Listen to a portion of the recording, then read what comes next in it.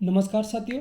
आज है 5 सितंबर और हम पढ़ने वाले हैं आज की महत्वपूर्ण करंट अफेयर्स जो आपकी आगामी परीक्षाओं के लिए महत्वपूर्ण रहेगी। चलिए साथियों, देखते हैं आज का पहला प्रश्न। हाल ही में जीएसटी काउंसिल की 56वीं बैठक आयोजित की गई थी। इसमें जीएसटी स्लैब को कम करके कितना कर दिया गया है? 4 ऑप्शन हमारे सामने हैं, 4, 1, 3 या 2। तो इस क्वेश्चन का सही जवाब ऑप्शन डी है 2। पहले जीएसटी के 4 स्लैब थे, 5%, 12%, 18% और 28%। अब इसको घटाकर 5% और 18% ही रखा गया है। बाकी जो 2 स्लैब है 12% वाले और 28% वाले को हटा दिया गया है। इसके अलावा जो लग्जरी आइटम्स और तंबाकू उत्पाद है उनके ऊपर इसको बढ़ाकर 28% से 40% कर दिया गया है। जबकि जो रोज़मर्रा में काम आने की चीज़ें हैं, जैसे खाने की चीज़ें हैं, इन सब चीज़ों पर स्लैब सस्ता कर दिया गया है, यानी कि ये चीज़ें सस्ती हो जाएंगी। अब एक बार हम इसको इस तरीके से समझ लेते हैं कि ये काम कैसे करता है। मान लीजिए कोई वस्तु 100 रुपये की आ रही है और उसके ऊपर 18% जीएसटी लगा देते हैं, तो वो 118 की हो जाती है जीएसटी के बाद में। और 5% जीएसटी लगेगा तो वो 105 रुपये की हो जाएगी। जीएसटी काउंसिल की ये 56वीं बैठक थी और इसका अध्यक्ष वित्त मंत्री होता है। वर्तमान में वित्त मंत्री श्रीमती निर्मला सीतारमण जी हमारे देश के वित्त मंत्री हैं। जीएसटी काउंसिल की इस बैठक में सबसे पहला राज्य जो जिसने जीएसटी लगाया था वो असम है। सबसे लास्ट में जम्मू एंड कश्मीर ने लगाया था। इसके अलावा भारत जीएसटी लगाने वाला 161वां देश है विश्व में। जीएसटी लगाने की सिफारिश विजय केलकर समिति ने की थी। विजय केलकर समिति ने इसकी सिफारिश की थी। इसका खाका तैयार किया था असीम दास गुप्ता ने इस जीएसटी बिल का खाका तैयार किया था। सबसे पहले 2017 में इसका खाका तैयार हुआ और 1 जुलाई 2017 से इसको लागू कर दिया गया। अगला प्रश्न देखते हैं साथियों। हाल ही में किस भारतीय क्रिकेटर ने खेल के सभी प्रारूपों से संन्यास ले लिया है?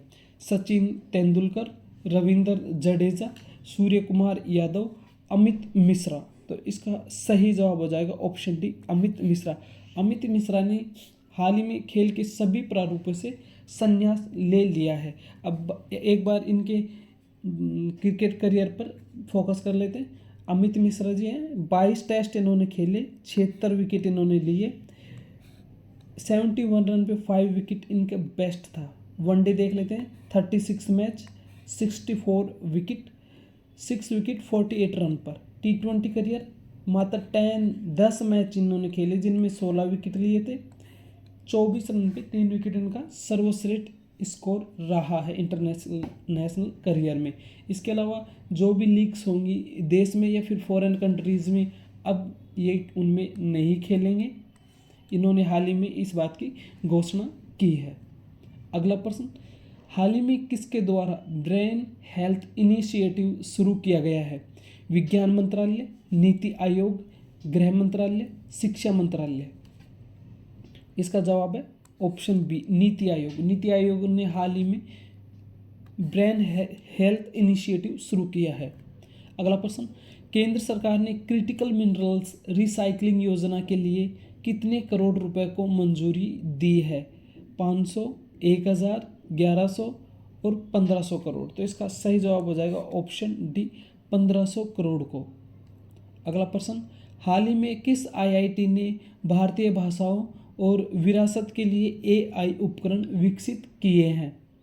IIT Jodhpur, IIT Kanpur, IIT Ranchi, IIT Kharagpur. तो इस क्वेश्चन का सही जवाब हो जाएगा ऑप्शन ए, आईआईटी जोधपुर ने इसका विकसित किया है। यह राजस्थान में स्थित है। अगला प्रश्न, किस आईआईटी ने लगातार 7वें वर्ष NIRF रैंकिंग 2025 में टॉप किया है? चार ऑप्शन है, IIT Jodhpur, IIT Madras, IIT Ranchi, IIT Kharagpur. तो इसका सही जवाब हो जाएगा ऑप्शन बी, आईआईटी मद्रास ने लगातार 7वें वर्ष जो NIRF रैंकिंग है उसमें प्रथम स्थान हासिल किया है। अगला प्रश्न, भारत ने किस देश के साथ कार्बन व्यापार और हरित निवेश को बढ़ावा देने के लिए संयुक्त आयोग समझौते पर हस्ताक्षर किए हैं? वियतनाम, रूस, जापान, हांगकांग। तो इसका सही जवाब हो जाएगा ऑप्शन सी, जापान के साथ में।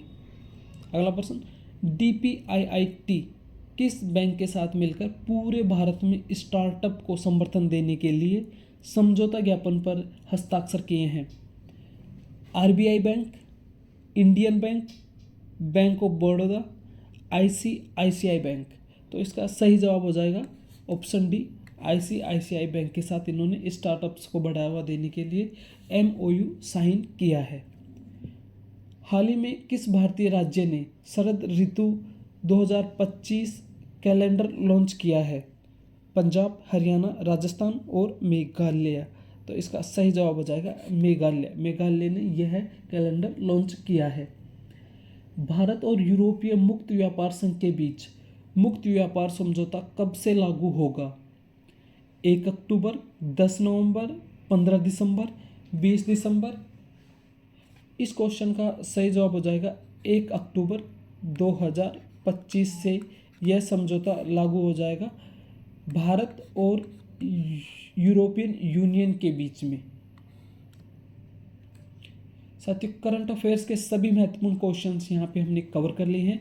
आपकी परीक्षा की महत्वपूर्ण तैयारी के लिए आप हमारे साथ बने रहें, डेली हमारी क्लास लेते रहें।